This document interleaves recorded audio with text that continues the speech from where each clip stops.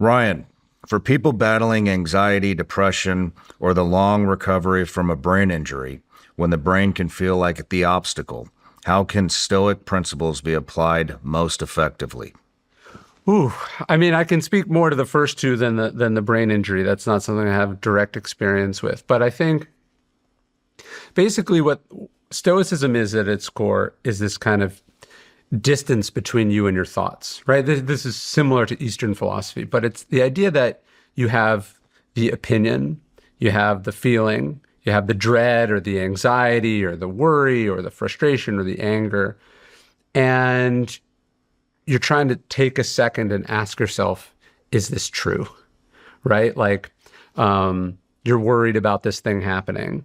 And what you're not stopping and thinking is like, hey, is my worrying about this affecting the outcome in any way? Or am I just torturing myself? Right? You're not asking yourself, hey, let's say it does happen. What then?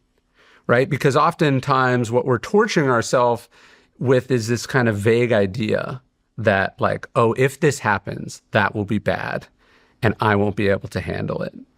But the truth is we handle stuff all the time. We've handled everything in our lives up until this point or we wouldn't be here. We've survived everything in our lives up until this point or we wouldn't be here.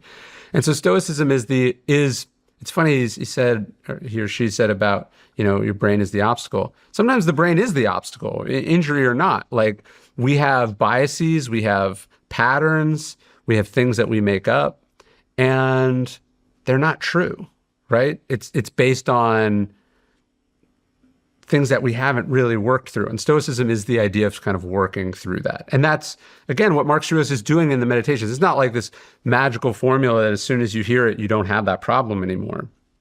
It's hey, I'm going to pause and think about this and work through it and decide whether I'm going to assent to it or not.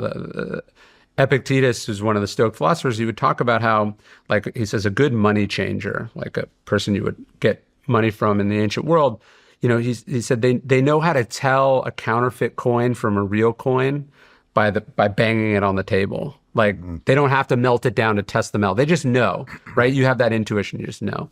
And I think what Stoicism is, whether you're doing it in journaling, whether you're taking a few minutes, whether you take a long walk, or you're just talking through it with someone you know, Stoicism is about asking yourself, hey, is this real or not? Is this true or not? Is this productive or not? Is this helpful or not? Again, this is all very easy to say, but that's what it is as a process, is to deal with precisely those feelings, which every person who ever lived has struggled with in some way